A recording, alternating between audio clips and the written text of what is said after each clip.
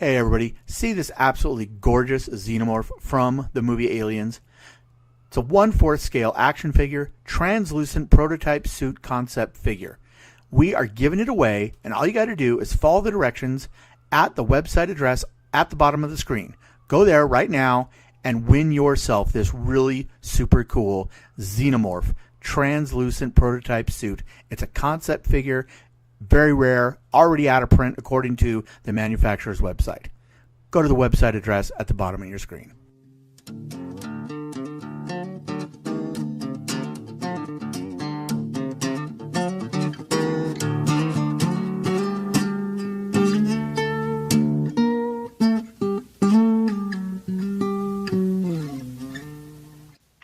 Hey everybody, welcome to another episode of Nerds Drink Whiskey. We are here with Seth from Small's Family Farm. Seth, how you doing? Oh, well, how are you guys? How are you, Mark? I should mention that my two co-hosts could not make it for this episode, but we're going to do just kind of a short little one-on-one interview. Seth is this is actually the kind of interviews that I do want to get into, because this gets into some of the more important things about whiskey, and that is where whiskey comes from. Obviously, farmers are extremely important to whiskey. Without farmers, we would not have whiskey. So this is something I'm glad that you are allowing us to have this interview. So in the post that got us talking and led up to this interview, you said you foraged wild heirloom cereal rye from unmanaged rangeland in eastern Washington. What sets this rye apart from the other rye other distillers might be using? Well, the difference is, and we're working pretty hard with Washington State University. I'm trying to figure out what the exact variety of the rye is, if we can even do that. But so basically, in dry land, wheat, barley, cereal grain farming in Washington State, rye is viewed as a noxious weed, right? Very persistent, terrible weed. And a lot of the distillers out there probably know about this already, because if they're working with a farmer, they've probably asked them at some point, hey, can you guys grow some rye? And for the most part, they're going to say, like, no way. And so this rye's actually been left over from when they used to grow it, like back in the 30s, the 20s, 30s, and before. And it's actually such a persistent weed, right, that it's continued to persist all the way through till today, and it's just growing wild out there, right? And so we have to be very careful not to contaminate anything that we might be using for our wheat and barley and things like that. So we bought a combine specifically for harvesting this, and used this specific truck, that we don't use for anything else for hauling it. And we went out there and harvested it. And it's pretty neat. It's just got it's got a story with it, that I just don't think that really any other grain out there has. So okay. We're pretty excited about it. So rye is despite there being so many rye whiskeys out there now, rye is actually, sounds like it's kind of hard to get a hold of, because it's like you say, it's noxious, it's viral, it's a virus, it kind of takes over everything. So since there's no actual farms that really want to actively pursue that, is it just a constant hunt for old areas that it's gone out of control for, and how do you get a hold of rye to satisfy the need of the distillers out there?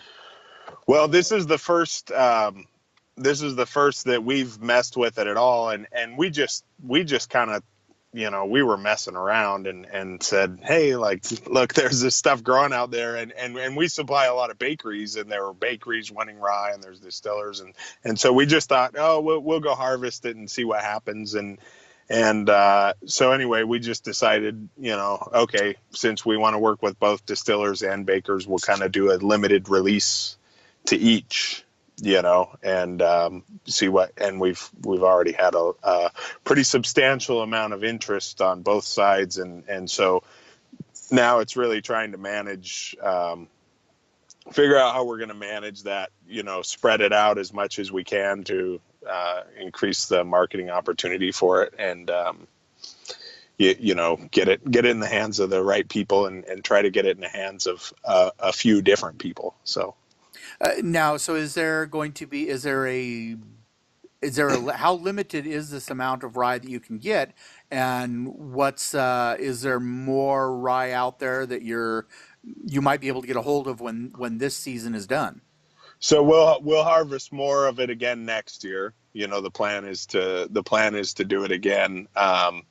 But this year right now we're limiting to individuals is 2,000 pounds. So of the product. Okay. So, not, we don't want somebody to take 8,000 pounds of it and take the whole thing. We'd like to, see it get spread around a little bit. Okay.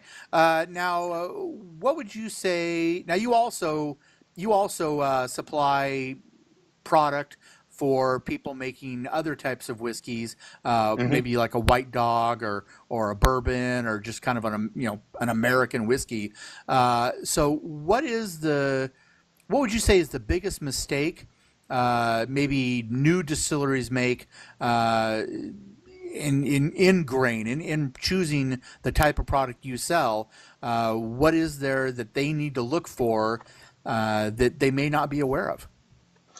Well, I can't speak to what would be a big mistake for a distillery. I'm not a distiller, but I think it's important to work with local farmers. Like, I definitely think that's a big deal. Learn about what they're doing, how they're doing it, talk to a few different ones, figure that out. One of the things I have seen is I have seen some distillers that were buying like a certified seed, right? Which wasn't really necessary, which would cost them substantially more than buying the grain from a farmer, right? It was cleaned and actually ready to go into the ground, right? When a lot of times they don't need that, a little bit of chaff or straw or something in the grain's not going to make a big difference to them sometimes, and then even the certified seed, that's actually gone through a state certification process saying it's an individual variety, which a lot of times wouldn't matter. Okay. Now, you are from Walla Walla. Mm-hmm. What do you feel makes Walla Walla the best place for growing what good whiskey needs? Well, the best thing that we have in our region of the country is that most other regions don't have is we can grow every kind of wheat. So we can grow soft white wheats, we can grow hard red wheats, winter and spring. We can grow soft reds. We can grow club wheat better than anybody else. And so just overall, we've got a very varied region. And so we're able to grow a lot of these wheats, and actually the best examples of each one of these in a pretty small region. So for Washington State distillers, it's pretty fortunate, because if they were to be in a different area of the country, they might only have one type of wheat, that's really being raised there. And so we've got a lot, barleys, of course. And I don't think anybody's interested in making anything out of peas, but we grow peas too. Cool. Now, this show is called Nerds Drink Whiskey. So the first word in our name is nerds. So I can't let you go without asking you, what is the nerdiest thing about you personally? I don't know about nerdy. I'm not that into anything, except for, I guess, growing wheat, right? I can. That's probably the big thing is there's a lot about growing wheat that I could probably bore someone to death with, when it comes to soil nutrient. Other than the viewers of this show, they want you to get a little nerdy about wheat. So that's the whole. As long as it is associated with whiskey. Now is this Smalls Family Farm? hmm Is this first generation, or how many generations back does your farm go? So I'm the fourth generation here in the Walla Walla Valley, and then my family's farmed forever before that. As far as I can tell, and actually the family before they came out here still farms back east. Um, so yeah, a long tradition of farmers, and we've just over the last couple of years kind of decided like, hey, let's do something different. Let's see our product, our wheat, like actually get made into something that we can enjoy, right? And one of the most fun things has been whiskey and spirits, to have something to share with your friends and say, hey, this came from our farm, and get to know the distillers and actually have a connection, a lot of times over the mountains. Like it's really fun. So Cool. All right. So before we go, if there is a distiller watching this, and many distillers do watch my show, how do people get a hold of you, and how do people order the product you have for sale? So they can get a hold of us through our website. All the ordering information's on there, phone number, email, all that stuff. There's a contact thing they can fill out. Facebook, Instagram, all the ways. Smallest Family Farm, we're on all of those, or they can get a hold of me direct. Should I put my phone number out on here? Well, Is that a bad idea? Or they can email me. Seth at smallsfamilyfarm.com. Okay. Just so you know, I've put my phone number out all the time, and people like, oh my gosh, don't you get a lot of weird calls? And honestly, I don't. It's amazing how little issues that it does cause to have your phone number out in the public ether. So, but the email is probably mine's enough. all over. Yeah. So it's if it's already all over, it's not going to harm. But I'd say the email is great. The website is great. We'll definitely put that in the show notes so that people can just click the link. Is there any final words you have for the distillers out there and the viewers and listeners of the Nerds Drink Whiskey podcast? Well, to all the distillers and to the viewers, I'd say it's great to let them know we're here, right, and that we're providing great product. We're almost finished with our salmon safe certification, so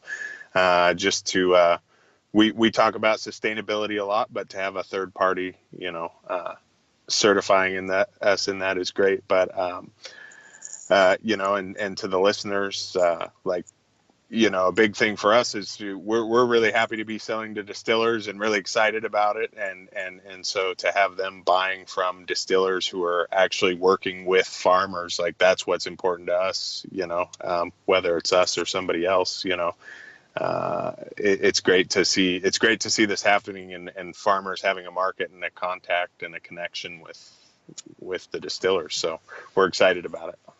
Cool. All right. Well, I thank you very much for speaking with me today, Seth.